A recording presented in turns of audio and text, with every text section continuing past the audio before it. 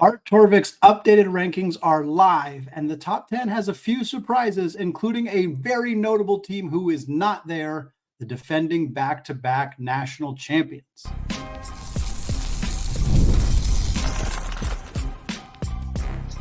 You are Locked On College Basketball, part of the Locked On Podcast Network. Your team every day. What's up, folks? Happy Tuesday, and welcome into the Locked On College Basketball Podcast, a daily national college hoop show, part of the Locked On Podcast Network, your team every day. I am your host for today, Andy Patton, and you are joining at the place to get your college basketball content 5 days per week, all year long. We're not stopping for the summer break. We're not bringing it back in October. We are here every single day. I want to shout out our everyday listeners. Special shout out to you and those of you who have joined us on our Discord channel. If you have not done so yet, it is free to join. There is a link in the show notes on audio and video platforms. Come hang out with us talking college hoops 24/7. Today's episode of Locked On College Basketball is brought to you by Game Time. Folks, download the Game Time app now, create an account, and use promo code LOCKEDONCollege, and you'll get $20 off your first purchase. Terms apply. It is Torvik Tuesday here on Locked On College Basketball. We are breaking down Bart Torvik's updated projections for the 2024-25 college basketball season. We'll talk top 10 teams in the first segment, teams 11 through 20. In the second segment, talk about the final teams in the top 25, as well as some other programs that are not in the top 25, some surprising rankings that we saw in these projections. But we're starting with the top 10. Torvik did a quick update on, I believe it was July 6th when the update was done, just changing slightly how he evaluated the teams, looking at things more from a per minute basis, as opposed to just looking at, a player who averaged 3 points per game last year on 9 minutes per game versus 3 points per game last year on 22 minutes per game, and the differences that would create in the rankings and the overall evaluation tools. So he did an update. We're talking about that update here on today's show. It's barttorvik.com if you haven't checked it out. Fantastic. It's similar to KenPom, similar to Evan Miyakawa. There's a ton of fantastic college basketball analytics, recruiting, projections, rankings, models out there right now. It's a really great time if you're into statistical analysis on college basketball in particular. There's a ton of great stuff out there. Torvik, not one that I mention all that much on the show, but a fantastic resource and one highly recommend, worth checking out if you have not done so yet. Here is the top 10 for the upcoming 24-25 season on Bart Torvik's website, updated again as of July 6th. Number 1, the Houston Cougars. Kelvin Sampson's team is very routinely at the top of analytical models. They are just darlings for computer metrics, and it's not like they have been bad on the actual basketball court. A lot of people thought the move to the Big 12 would hurt them in a significant way. They were fantastic last season and project to be very good this upcoming year. LJ Cryer's back. We know they lose Jamal Shedd, but with Arsenault getting healthy, with Francis back in the mix, with Emmanuel Sharp, this is going to be a really good team. Number 2 is Duke. Cooper Flagg absolutely crushing it right now with the select team for Team USA. Looks like the best player on the floor. According to some coaches, he was the best player for that select team. A team that is made up of a bunch of NBA talent: Brandon Pajemski, Jaime Jaquez, Jalen Suggs, etc. Cooper Flagg will look the best player. He's going to be a monster next year for Duke. 3 and 4 round out a trio of Big 12 schools in the top 4. You got Houston at 1, of course, Duke at 2, and then Iowa State at 3 and Kansas at 4. A lot of places we're seeing have Kansas number 1. I can understand why. They have a great blend of returning talent, of new talent from the transfer portal, and you can kind of see how all the pieces are going to fit together nicely for Bill Self's squad. But they come in at number 4 and 3rd among Big 12 schools behind Iowa State, who has a ton of returning talent. Basically, everybody is back for this team. Tamin Lipsey's back. Milan Momcilovic is back. They add Joshua Jefferson from St. Mary's. He's a wonderful addition to this team, a perfect TJ Otzelberger type player in the mix for this team. So they come in at 3. Kansas, again, Hunter Dickinson's back. DeJuan Harris is back. KJ Adams is back. They add AJ Storr. They add Zeke Mayo. They add Rylan Griffin. This is a dangerous team. Elmarco Jackson out for the year with an injury. That is a tough blow for their depth. But all in all, this is a really, really good team. Coming in at number 5 was my biggest surprise on this top 10, and that is the Volunteers of Tennessee, Rick Barnes' team. The only reason I'm surprised is just the amount of talent they lost. Dalton Knecht is, of course, gone. He goes 17th overall to the Los Angeles Lakers in the NBA draft. Santiago Vescovi is gone. Jonas Adu is out the door. He transfers to Arkansas. Josiah Jordan-James is gone. Toby Awaka transfers to Arizona. That is a ton of talent out the door. They keep some key pieces. Zakai Ziegler's back. That's a huge returnee for this program. They got some nice players coming in. Chaz Lanier from North Florida. Maybe they view him as Connect 2.0 if they think they can hit lightning in a bottle once again. Felix Akpara from Ohio State. Igor Milicic from Charlotte. Some really nice players joining Rick Barnes' team. I think this is going to be a good team next year. But 5th just felt a little higher than I would have expected to see them in this ranking. Rounding out the top 10, you have North Carolina at number 6, giving you a pair of ACC teams in the top 6. Auburn and Alabama are 7 and 8, giving you 3 SEC teams in the top 10.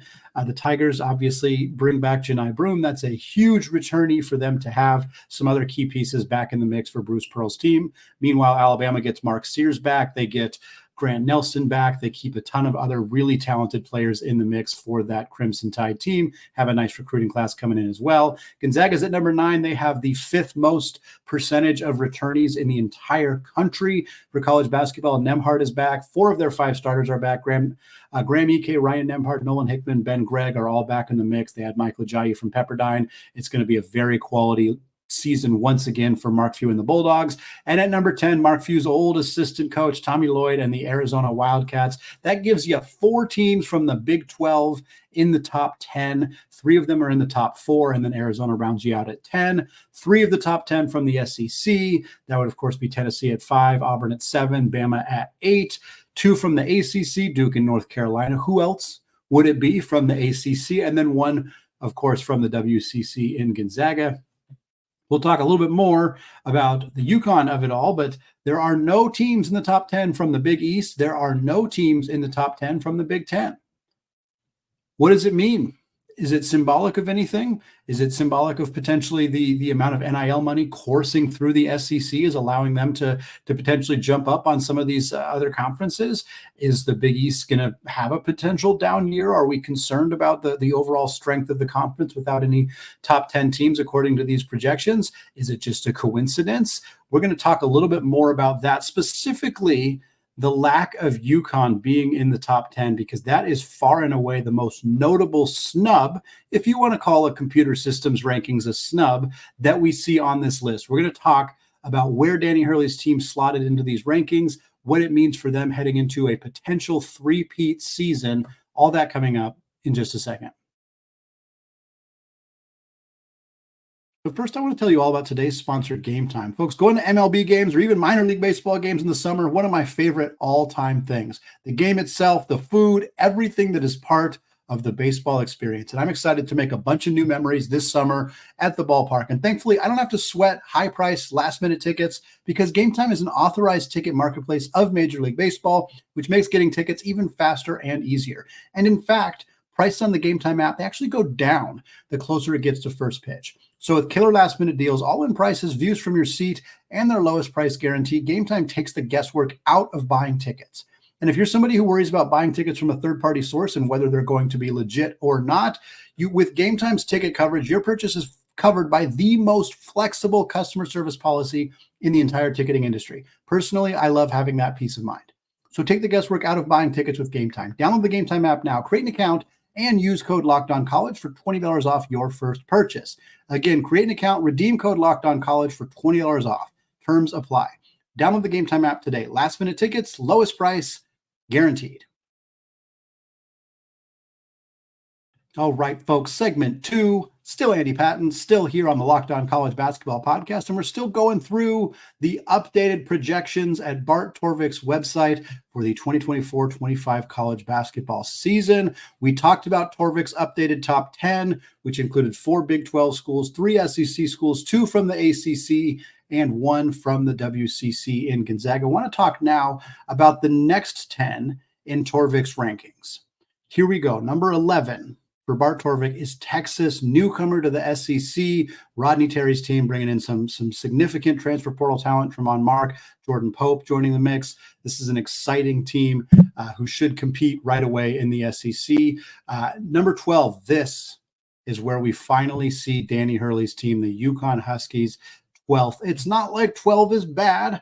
It's not like 12 is just dramatically off from where you might expect UConn to be, but it's notable to look at the top 10 and not see the team that just won back-to-back national championships. Of course, UConn is only returning one of their 5 starters from last season, and that is Alex Karaban, slotted into that 3-4 hybrid position that he's been playing. So you kind of expect the computer systems have a hard time extrapolating a player who had a small role into a bigger role. And one of the things that Dan Hurley is really good at is getting those players to blossom, to succeed at higher levels than they have previously. Donovan Clingan is a great example of that. He was successful as a freshman in a smaller role, but he was even more successful as a sophomore in a bigger role. Now UConn's counting on multiple players to take that jump, whether it's Solomon Ball, whether it's Jalen Stewart, whether it's Samson Johnson, Hassan Diarra. Those guys are expected to take bigger roles. You also have a handful of transfers coming in. Terrace Reed, who was a small bit player at Michigan. Aiden Mahaney, who was a great player at St. Mary's, but in a smaller conference. Liam McNeely is going to step into a starting role most likely as a freshman. There's just a lot of, I can understand why a computer system might have a hard time figuring out UConn. I think 12th honestly feels reasonable. I saw a quote or a tweet from a friend of mine, Connor Hope, Hoops Hope CBB. If you don't follow him on Twitter, fantastic stuff.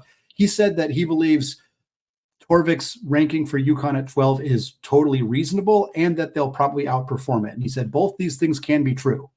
If UConn finishes 6th at Torvik, finishes 3rd, finishes 1st, that does not mean that the preseason projection having them 12th was wrong necessarily. It just means that they outperformed expectation. One thing you consistently see from teams that are really well coached is that they outperform what the computer models suggest they might do. So UConn outperforming a projected ranking of 12th in the country does not mean the ranking was wrong. It more means that Danny Hurley and UConn continue to have a lot of magic and continue to do things and develop players and, make reads and evaluate situations better than other coaches in the country. That's why they outperform the models. Next up, we stick in the Big East at 13 with the Creighton Blue Jays, another team that lost a lot of talent, but brought some great talent back into the mix, notably Ryan Kalkbrenner. They also had Pop Isaacs from Texas Tech. Baylor comes in at 14, another Big 12 school on this list. St. John's, Rick Pitino's team at 15 gives you 3 Big East schools in the top 15, but 0 in the top 10. So any concern of the Big East doesn't have any top 10 teams, we're not worried about it. 3 teams in the top 15 in Torvik's rankings, pretty good indication of where that conference is at. We'll talk about the fact that it's not the big 3 that we typically talk about in a little bit. Now we get our final Big 10 run. Top 15, not a single school from the Big 10. Purdue comes in at 16. Illinois comes in at 17. Michigan State comes in at 18.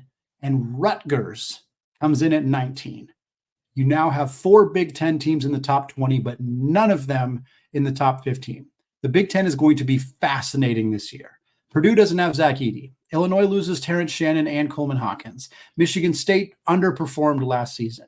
Rutgers has 2 of the most exciting freshmen in the entire country in Dylan Harper and Ace Bailey joining their team. But what is the rest of that squad going to look like? Outside of that, you have UCLA, USC, Oregon, and Washington joining the conference. It is going to be a fascinating, unique season for Big Ten basketball. Rounding out our top 20 here, Texas Tech, another school from the Big 12. That means 6 of the top 20 spots in Torvik's rankings are coming from the Big 12 conference. 3 of them are in the top 4. 4 of them are in the top 11, or in the top 10, and then you have 6 total in the top 20. 4 of your top 20 are coming from the SEC. 3 of them are in the top 10, and in fact, all 4 of them are in the top 11, with Texas being that 4th and final team among the top 20. You also have 4 from the Big 10, like we said, all of them coming 16 through 19 in Purdue, Illinois, Michigan State, and Rutgers. You have 3 from the Big East. Again, none of them in the top 10, but all of them in the top 15, with UConn at 12, Creighton at 13, and St. John's at 15. 2 from the ACC, the same as before, North Carolina and Duke, and then one from the WCC. That would, of course, be Gonzaga. So yeah, not a ton of surprises here outside of what we've already discussed. Obviously, UConn not being a top 10 team is going to stand out to a lot of people. The Big Ten not having any in the top 15, but having 4 in the top 20 is kind of wild. I think the team that stands out the most on this list, without a doubt, is Rutgers, a team that does not have a lot of historical success. But obviously, when you have this is considered a very strong recruiting class. And when you have 2 players in this class who are in the top 5 at every recruiting service, they're basically just behind Cooper Flagg. In many situations, they're both ahead of VJ Edgecombe, who has looked very good. Spoke at length about VJ Edgecombe on Monday's episode with my co-host Isaac Shade. If you haven't checked it out, it's a fantastic episode detailing a lot about what's going on with Baylor, who comes in at number 14 on this list, and in particular the performance we saw from VJ Edgecombe representing the Bahamas in the Olympic qualifiers. With Dylan Harper and Ace Bailey in that conversation, in the conversation to be top 5 picks in the 2025 NBA draft, that really accentuates the perception of what this Rutgers team could be. But they lose Cliff Omoruyi. He does not return to Rutgers, despite having the opportunity to play with 2 elite incoming freshmen in Harper and Bailey. Omoruyi hits the transfer portal instead, is not returning for the Scarlet Knights. I am very intrigued by this Rutgers team. I will tell you this, I don't think they're going to be in my top 25. I don't think there is enough on the rest of this roster to justify being a preseason top 25 team, even when looking at the success, or even when looking at the perceived talent that Harper and Bailey are bringing to this team. Those 2 guys are great. This has nothing to do with them.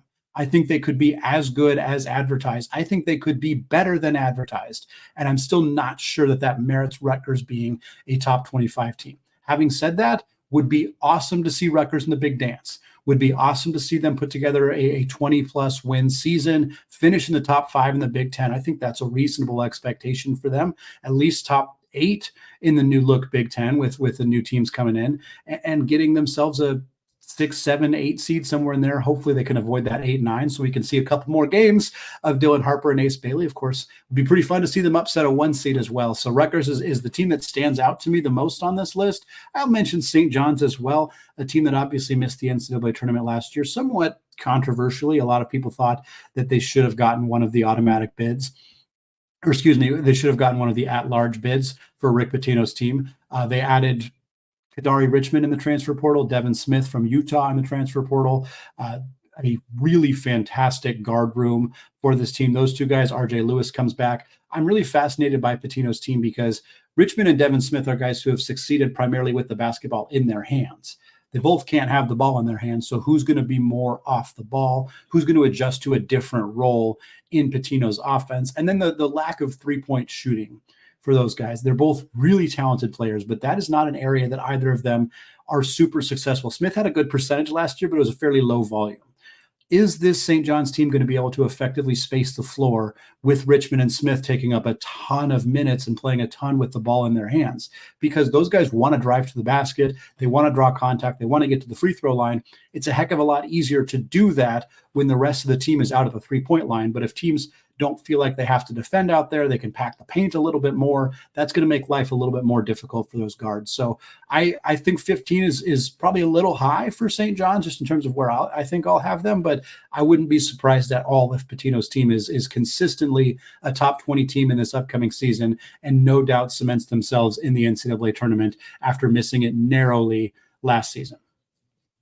Well, folks, we got 5 more teams in Bart Torvik's top 25 projected rankings for next season. We're going to talk about them, including some other teams that did not make the list and the surprising widespread between Mark Pope and the Kentucky Wildcats and John Calipari's Arkansas Razorbacks. All that coming up in just a second.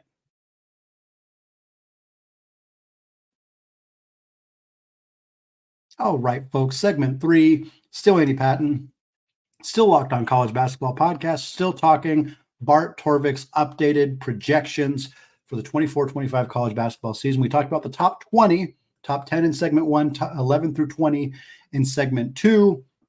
Going to close out the show here talking about the 5 other teams in Torvik's top 25, as well as an overall conference breakdown of the top 25. And finally, some teams that were not in the top 25 that we think might be should be, could be top 25 teams this upcoming season. Let's get quickly through the 20 through 25. 21, Texas A&M. 22, Mississippi State. 23, Kentucky.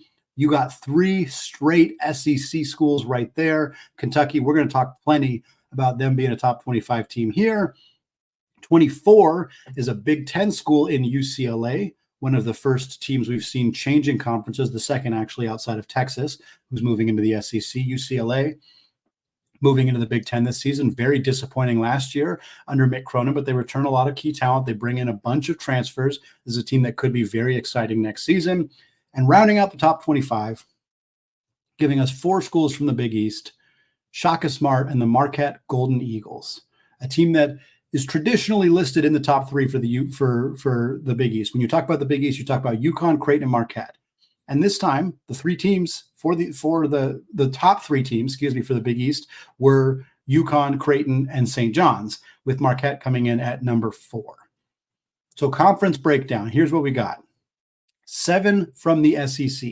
That is the record for this top 25. 4 of them were ranked in the top 11, and then 3 of them were 21, 22, and 23. Again, that was A&M, Mississippi State, and Kentucky. 6 from the Big 12. 3 of them were in the top 4, like we talked about in the first segment. 4 of them were in the top 10, and then 6 of them were in the top 20. None of them in the last 5 spots here in the rankings. 5 schools from the Big 10.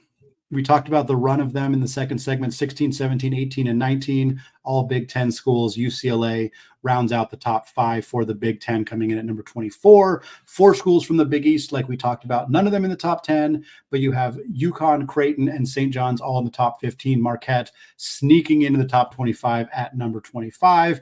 And then, as they have been all this whole time, 2 from the ACC in Duke and North Carolina, 1 from the WCC in Gonzaga. So what are the biggest surprises here? For me, the biggest surprise is Kentucky. Not that I don't think Kentucky could be a top 25 team or is capable of being a top 25 team, but I'm not looking at this roster and thinking that they are a preseason top 25 team. They'll kind of have to earn it, I guess is the best way for me to put it.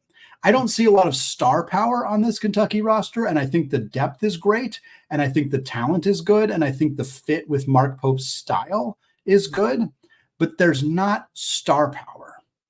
And I think that is what concerns me about this Kentucky roster.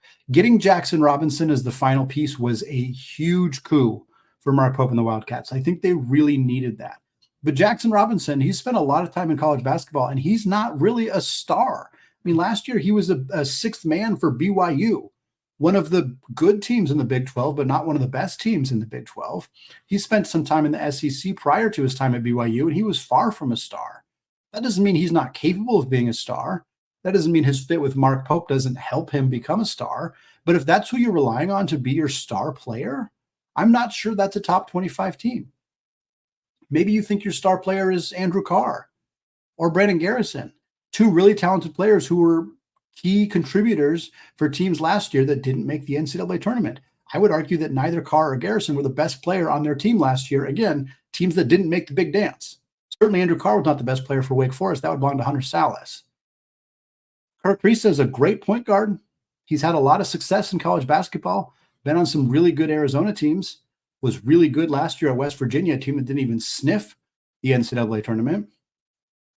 Kobe Brea is a fantastic role player, one of the best role players in the country, but he's a role player for a good Dayton squad where he came off the bench. Lamont Butler, fantastic defender, really nice point guard room for Kentucky with Kriisa and Butler. But Lamont Butler's not pushing you over the edge. Like he's not a star player by any stretch. I don't even think he's going to start for this team. Again, I like the depth. You factor in Amari Williams into this mix, Ainsley Almanor. You factor in some of the freshmen if Trent Perry can be a big-time contributor for this team. But I'm just not – I think I would have Kentucky in like the 30 to 40 range. That's what feels reasonable to me. And that's why it was kind of surprising to me to see Kentucky at 23 and to see Arkansas at 36. I think if you just straight up flipped those 2 teams – that would be more closely aligned with how I am projecting these teams to do this upcoming season.